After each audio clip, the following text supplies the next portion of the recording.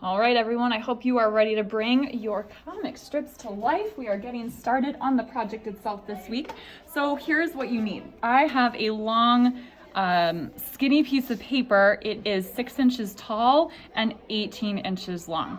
And I'm doing that to help have our 3 panels right next to each other. If you can't do that size, that's totally okay.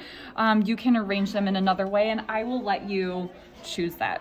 If you are using a 6x18 piece of paper, I put a stencil on Google Classroom, and this is going to help us put our panels down correctly, so you can print this out, cut it out to trace it. All right, so I also have a pencil, eraser, and a skinny Sharpie.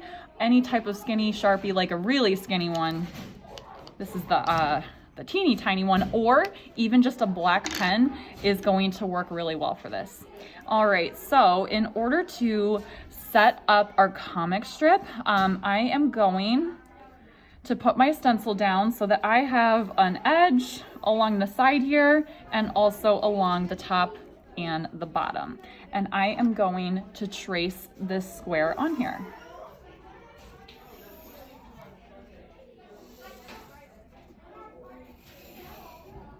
All right, and then in order to make the second panel, I am going to put the stencil right next to that pencil line, no gaps in between.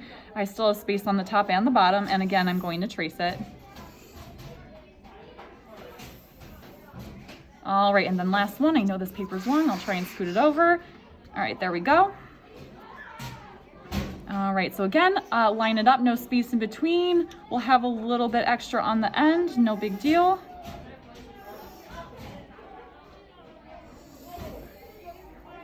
Okay, everybody, so once you have your panels on there, you can put the stencil off to the side. You're all done with it. It is time to draw your comic strip onto this piece of paper. So make sure you draw your characters nice and big, make sure that you include the dialogue, and make sure that you include a background.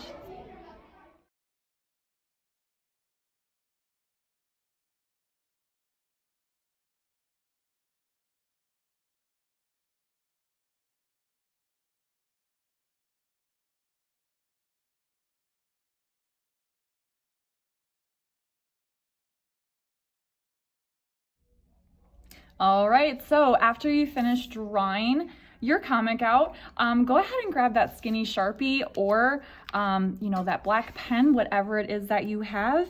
And in order to make sure that we can see our comic really well, after we add color, go ahead and do a nice outline around everything. Basically, just cover all of your pencil lines up. So make sure you go over the text, make sure you go over the lines in the background, and also make sure that you go over the lines that outline your panels. And just leave it at that. We will talk about adding color in next week.